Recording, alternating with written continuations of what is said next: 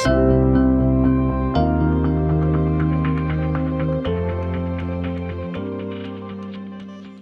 there, Emil from Performance by Design with a session today called Set and Stick to the Structure or Go Insane. One thing we see far too often inside of the corporate teams that we work with, especially initially, is they do not have the right structures set up in order for the team to connect and build trust, to have open and honest dialogue internally. We call that real talk. So let's dive into the session because there's a little bit to dive into in this one. The interesting complaints that we often hear: my team takes too long to make decisions and productivity is suffering, or there is not enough collaboration occurring. Now these decision-making actions as a team are really important, and collaboration is obviously important. But what is required here is trust. And there's an expectation reality gap that we consistently see with corporate leaders, that trust is required for the decision-making and collaboration. We know that. We know that strong interpersonal relationships are required for these two things to occur, which is derived in the foundation of trust. But the axis or the area that they're forgetting to give their team members, because they want these things, is time. Leaders do not give their players enough time to build those relationships in order to speak openly and honestly, because where there's trust, there's open dialogue, okay? So one of the things and the pushback we get when we ask about the structures that they're currently running with is, well, we don't like meetings, they suck, they don't work. Well, that's absolutely crap, because what you've got is you've got an inefficient meeting structure. Now, this is not going to be a session about how to run a great meeting, but it's going to bring to your attention the need to have structure for the time required for the team to build the trust. Many teams will resist against the meetings because they deem as a waste of time and are ineffective. They're lacking purpose and direction. That's what we would say back to them.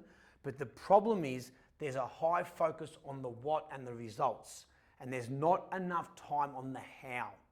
A really interesting quote I read from Abraham Lincoln that I thought was relevant. He said, if I have only 6 hours to fix have a task or finish a project, I would spend 4 hours sharpening my axe. I think it was chopping down tree story.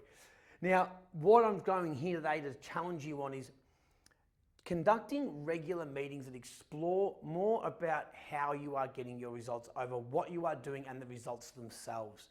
As Bill Walsh, the famous 49ers coach, in the book he's written, another great book to get into, the score will take care of itself. He spent years upon years defining the behaviours inside of the 49ers to build that epic dynasty with Jerry Rice and Joe Montana.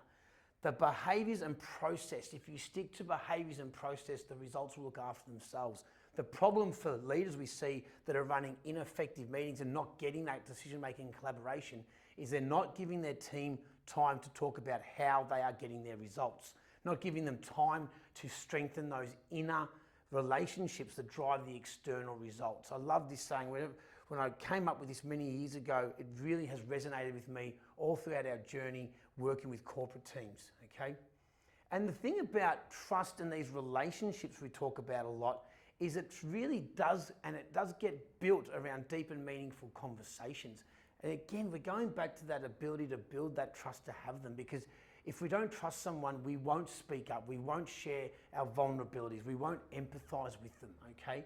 So curating this ability to have these deep and meaningful conversations, and a lot of them are had when we talk about how are we getting our results, not just what are we doing and the results that we're getting.